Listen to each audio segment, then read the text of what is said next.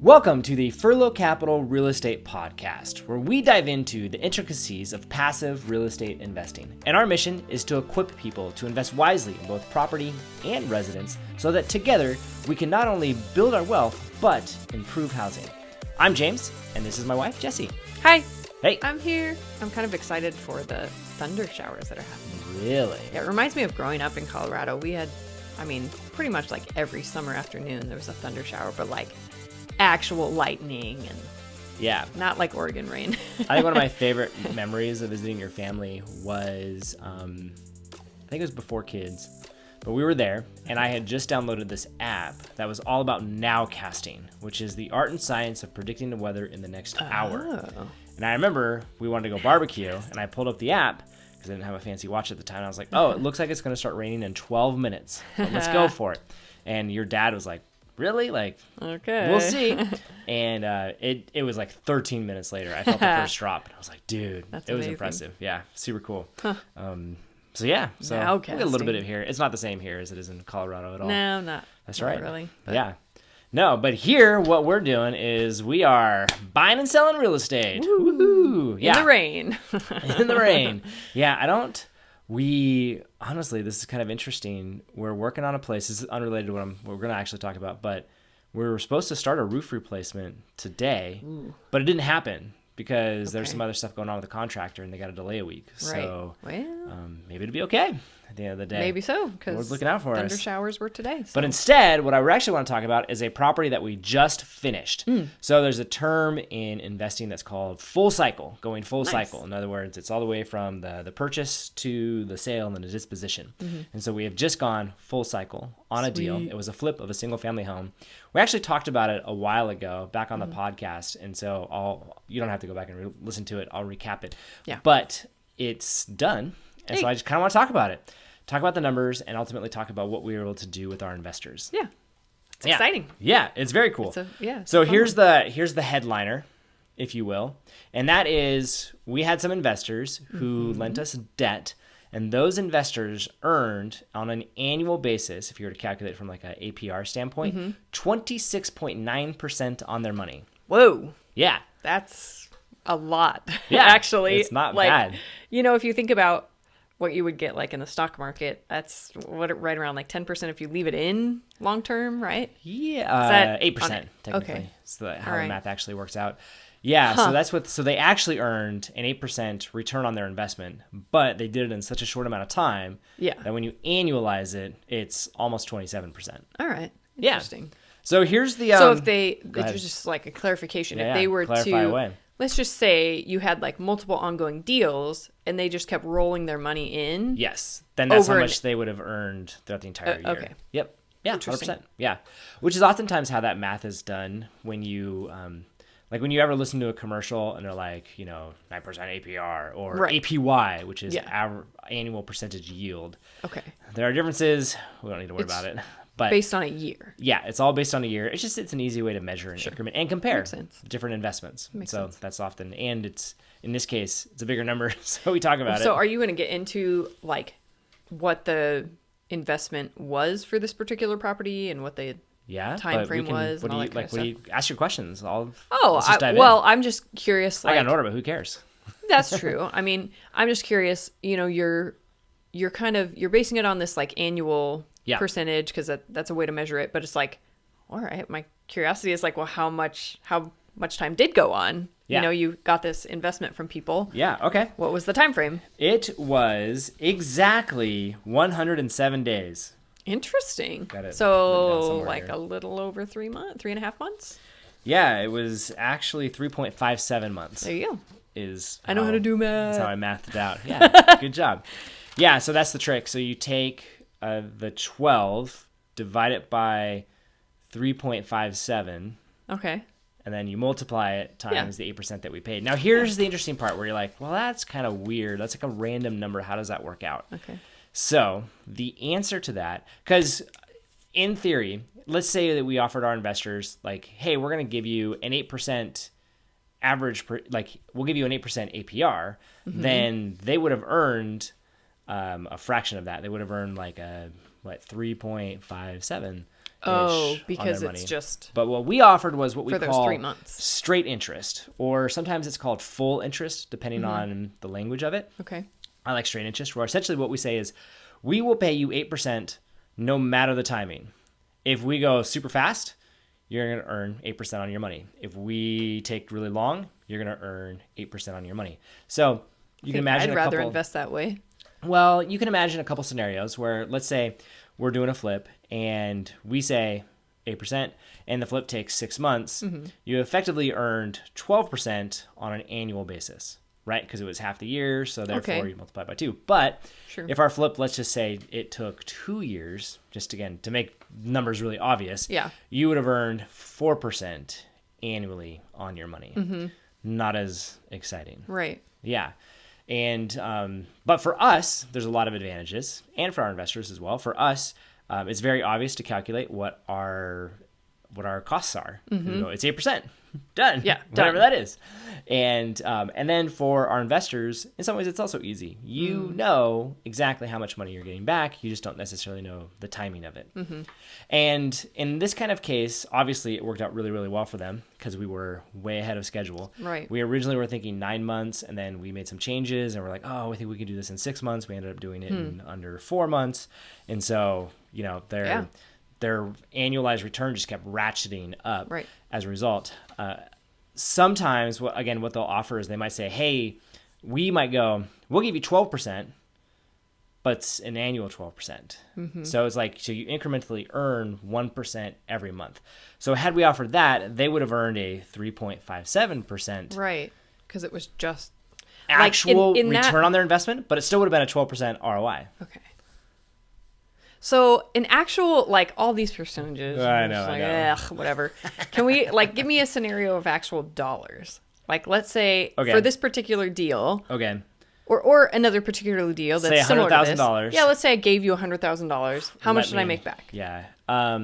Okay. So in this case, $100,000, what you got back was 8% of that, which is $8,000. So I got my 100,000 Uh-huh. plus $8,000. Yes, correct. All right. Yeah. That's more concrete in my mind. And again, of, like, had we gone with like a 12% just annualized straight for as long as we have your money, you earn 12%, you would have earned $3,570. okay, but It's that's not not what as- you did. It's not as cool. Yeah. But again, let's say that this project took mean- longer than a year, you still would only have earned $8,000 Yeah. under our system. So ours, it Interesting. really it's kind of an interesting deal because it rewards our Quickness. investors for going fast. Yeah. And in some ways, there's no downside for me taking a long time. My Right. costs don't increment up. Huh. Yeah. It's kind of interesting. Yeah. So actually, we're doing another mean- one and we structured it slightly differently because we got some people who were like, well, I want 12%. I was like, no, you actually want 8. Trust me. And, Interesting. but yeah. All right. I think I understand. So now what we're doing Timeframes and going forward, pending changes, obviously, Mm-hmm. is we're saying, hey, we're going to give you a 12% annual return with a 6% minimum. So let's say that in this particular case, you invest $100,000. We go, hey, we think this project will take 6 months, or what's a better way to say it? Yeah, and let's say we go, hey, we think this project will take a year. You go, cool, I'll earn $12,000. If the project ends up taking 6 months, you actually only earn $6,000. But if the project like this one took 3.5 months, you would still earn $6,000 because we'd say, oh, we would do the minimum of 6 months. Oh. And so what we're trying to do there is protect our investors both on the front end. Hey, you're going to earn a significant amount no matter what. And if this project goes longer, you will continue to earn on it. It's kind of the thought how we've progressed it. And it's a little bit easier to explain. We just go, yeah, it's a 12% APR with a 6% minimum. I could see that. And it's like you have to remember that, like, these investors, we've kind of talked about this on other podcasts. It's like, this is passive investing. So yes, there's some learning and some vetting of people you're working with and that kind of thing. But for the most part, you're not putting in hours and hours of your time. Right. So if you were to calculate it out, like the time that I put into this and my return, that's a pretty good return, like Yeah. per hour. Oh of yeah. Oh my investment. gosh. So yeah. like Yeah, no, totally. Yeah. And so that's actually what we did is we created an entire website for this or web page really that laid out the entire investment where it said like, hey, here's the highlights, here's the deal story, here's the financial modeling, here's the expected results, here's the risks, here's the business plan, here's our construction budget, like laid it all out. Here's the team who's going to be doing it, and here's the relevant experience. And so we ended up having 3 investors come in on this. We raised $95,000 for it. And one of the guys who invested, I known for a really long time. I have like just spent years hanging out with him.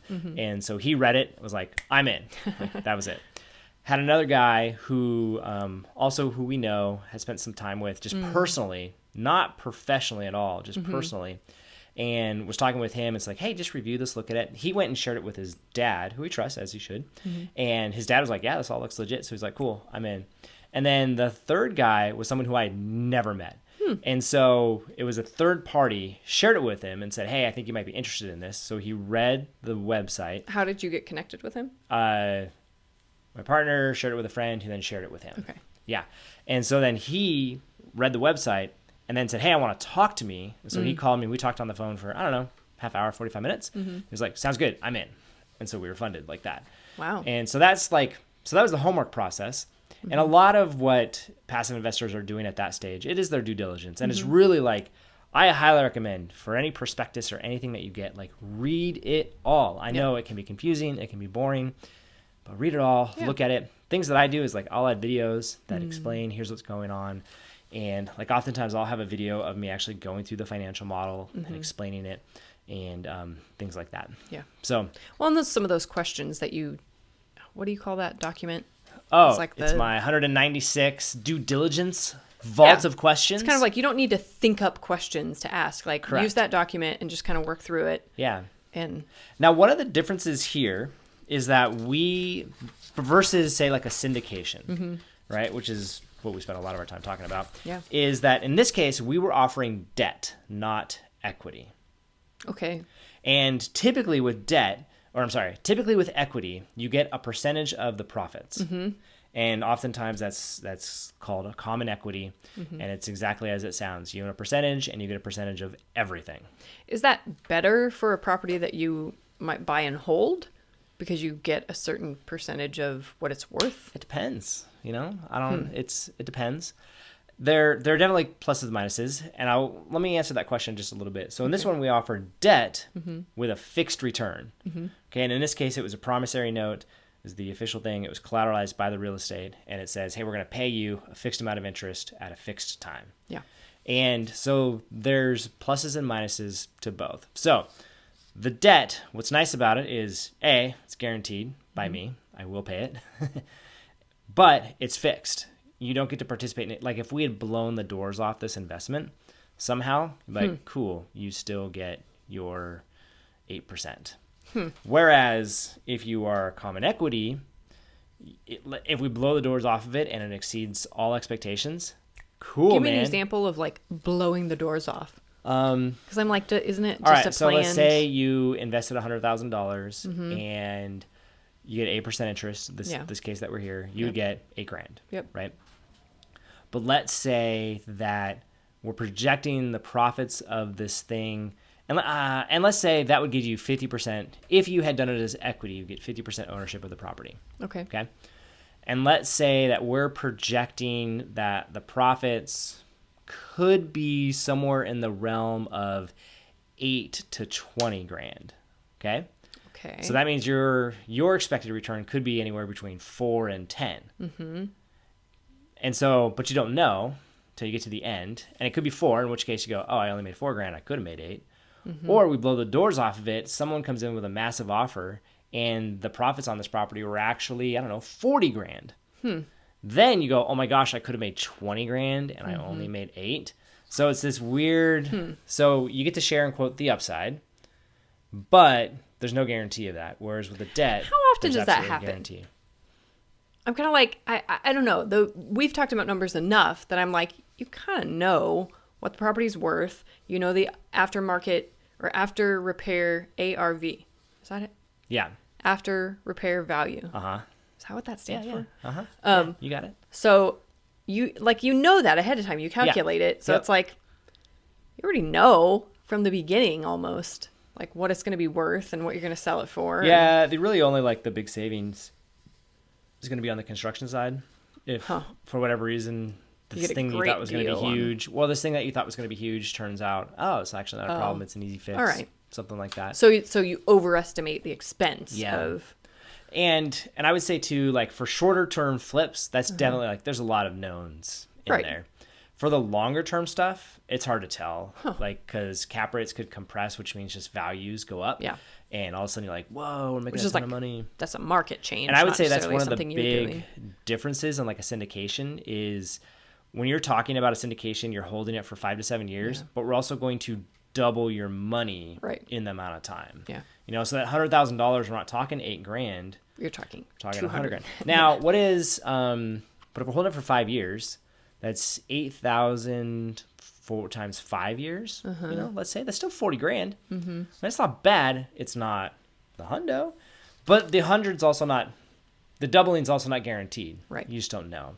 Yeah. Now, there's also range. there's also some other big differences, and why this is important is if I'm getting a loan, then those other people need to be equity to help me qualify for the loan, and because otherwise the lender's gonna like freak out about it. Where in these cases, that's often not the case. Like, and so we can have lenders on it because there isn't another person coming in Okay. with a loan. That makes sense. Kind of. There's nuance behind that, Yeah. but it's not important for what we're doing. Yeah. So Cool. those All are right. kind of the. Wow. All right. We dove right into the numbers. Here, we're just gonna keep going. So Interested in the numbers. yeah. So a little more context. This was a pre-foreclosure, so that means it was going to be up for auction. Yeah. And so that was where we came in and said, hey, we're actually going to buy this property subject to the existing mortgage, which was like $90,000 still on that mortgage, which was a pre-foreclosure, so we had to pay that off. And then we said, and then we're going to bring in this $95,000, which will help us complete the purchase. It'll put some it'll put some cash in the seller's hand. It will also pay off anything that's late or due on this property. And then it also gives us some money to go in and do some repairs. Yeah. It's kind of how we structured that. Make and again, it our game saleable. plan was make it pretty quick. In the process of us starting the fundraising process, I was talking with a friend who was like, oh man, I would love to buy a fixer-upper. I was like, really? I might have one for you. And so we took it from like doing just a standard, we're going to flip and make this thing awesome, to we're just going to do enough to make it lendable. And then we priced it in such a way where the amount that we make was pretty much the same. And so he gets all that additional equity upside by doing the work himself instead of us paying a contractor to do it. Yeah. As he should. Yeah. Because he's going to put on all the sweat Absolutely. equity. Which he's doing Right now. And he's borrowed all my paint stuff, and I'm like, dude, that's awesome. He's getting after it, and there's a ton of value there, and which is super cool. And it reduced a lot of risk on our end because it went from this massive list of things to do to Right. like, oh, okay, we just The got basics. a very short list of things. Yeah. Now, it did include putting on a new roof. Yeah. We had to improve the sump pump. There was an issue with the wall and also the floor in terms of water damage, and so we had to take care of that. There was a water leak. We took care of that. There was junk everywhere. We filled a 30-yard bin of trash. I had one day where I worked 15 hours just moving junk. That was it. Got a lot of steps in, a lot of good exercise. That's how I'm choosing to think about it.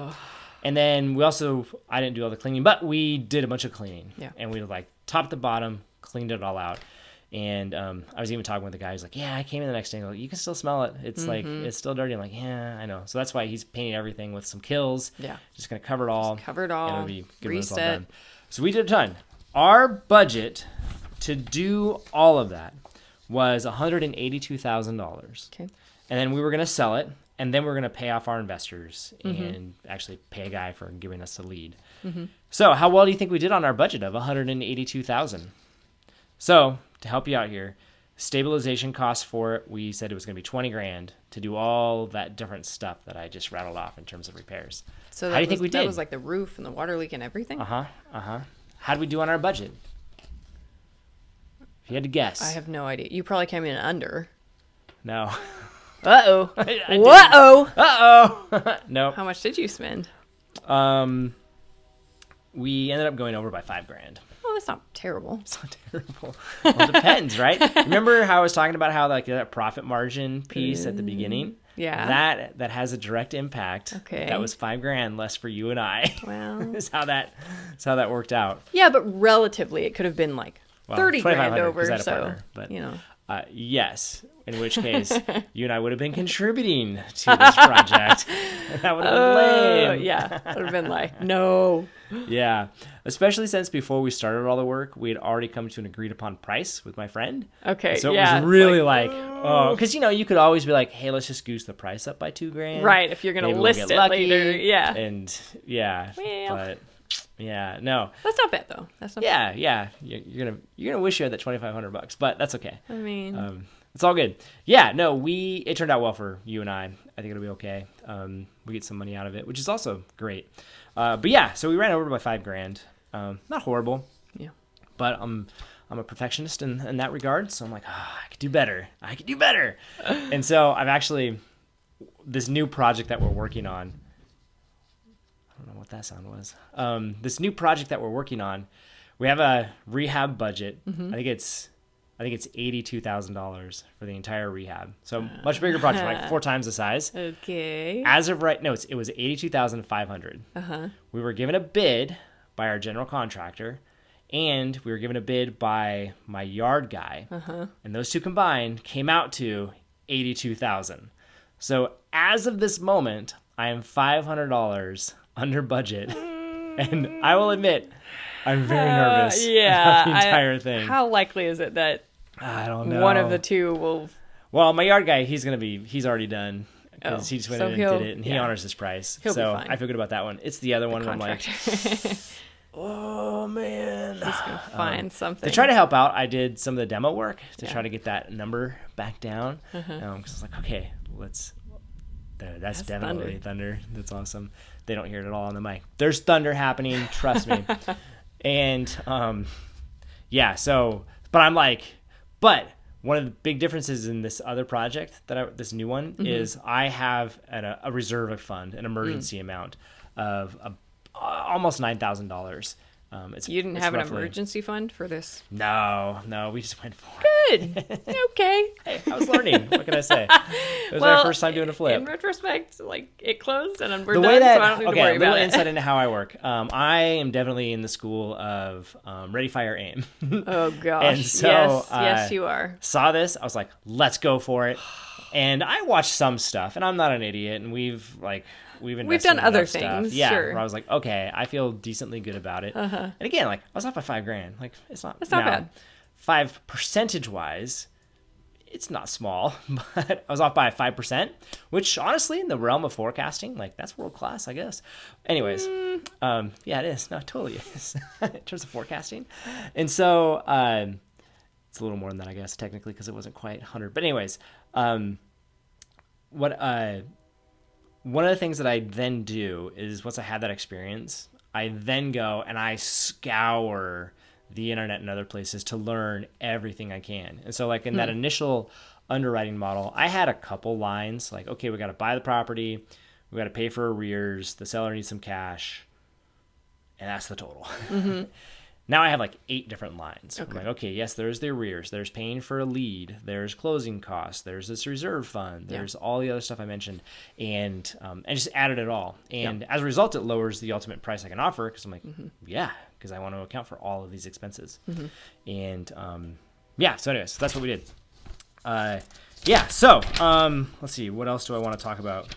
So one of the interesting things that happened with this property was we gave the seller 90 days to move. Because part of it was he was in foreclosure. He didn't really want to move. His kids were still in school, and he wanted them to finish out the school year. And so we're like, all right, we can make that work. And like I said, we closed in 107 days. And he moved out, I think it was on day 94, which was incredibly frustrating. It was a situation where... this makes sense. He didn't want to move. Yeah. This was his home. It was near school. And so when we were like, you got to find a new place, he was like, yeah. On that. Gonna do it.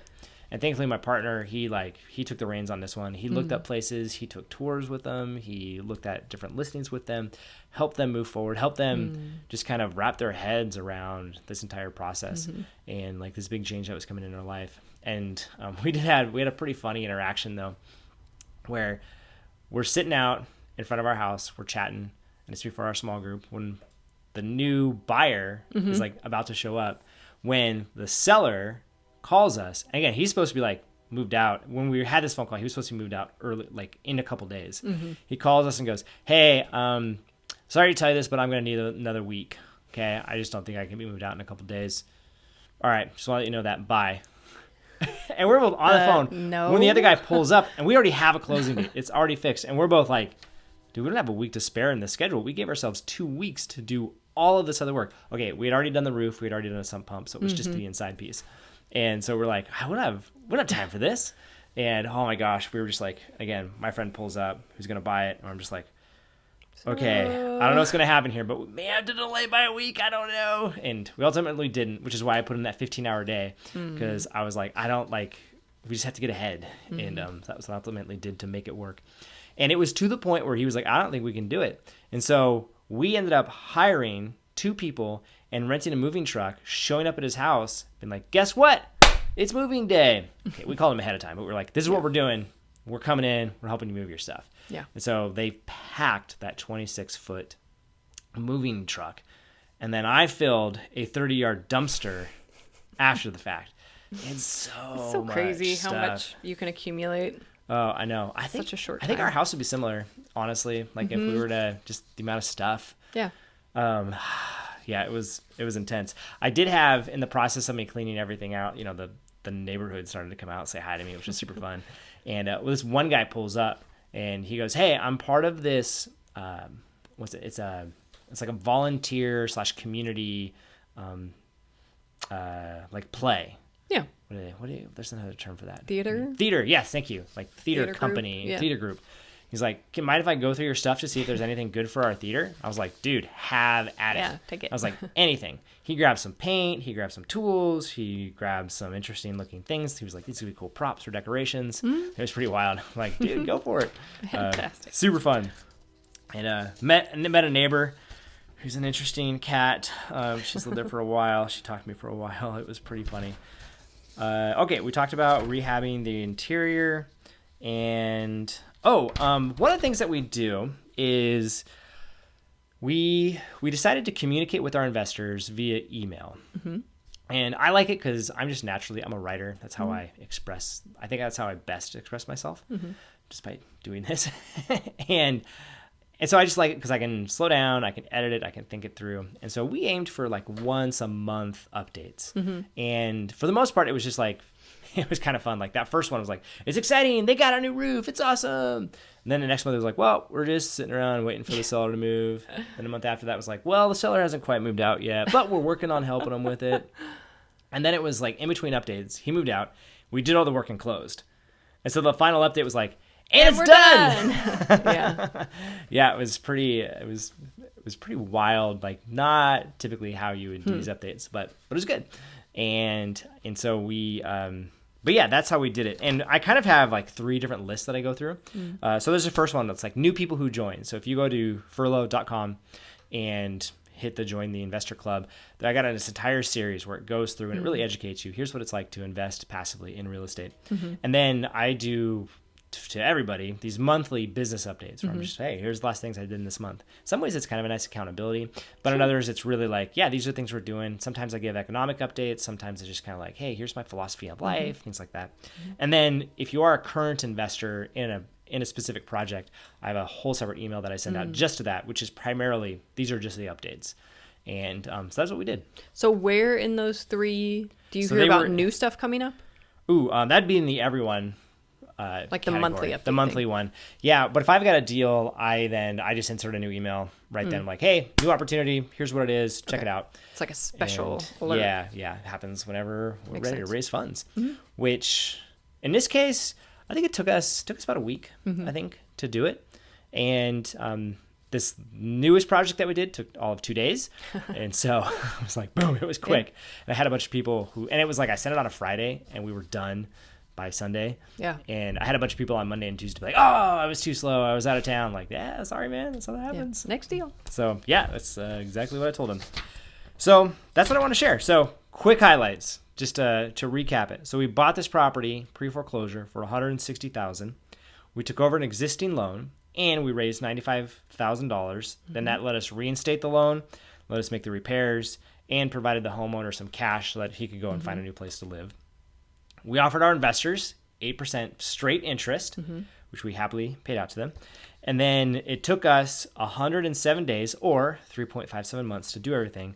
So therefore, we still paid our investors 8%, which in this case was $77,600 total, spread between the three guys.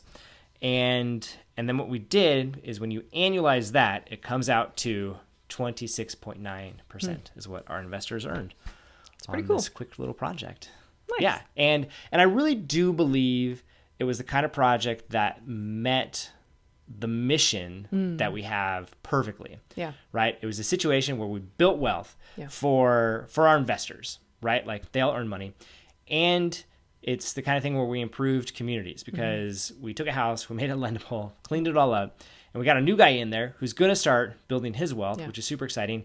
And just to top it all off, because sometimes you get lucky with this kind of stuff, the people who sold it are also in a better financial position. They unfortunately don't qualify to buy a house right now, but because they avoided foreclosure and because they got some cash and are able to pay off some other debts, in a year, once all the credit bureaus catch up, they will actually be able to qualify to buy a new home if they want to. And so it really was one of those, what was it in the office? Win, win, win. Win, win, win. Yeah, one of those situations. So super cool. So I think it definitely hit the nail on the head of what our mission is, where we're building wealth and improving communities together. So it's super cool. Love it. Yeah, cool. Glad you love it. And if you enjoy this podcast and love it as well, we would really enjoy it if you left us a rating and review wherever it is that you listen to podcasts. And if you are interested in learning more about investing with us, you can check us out at furlo.com.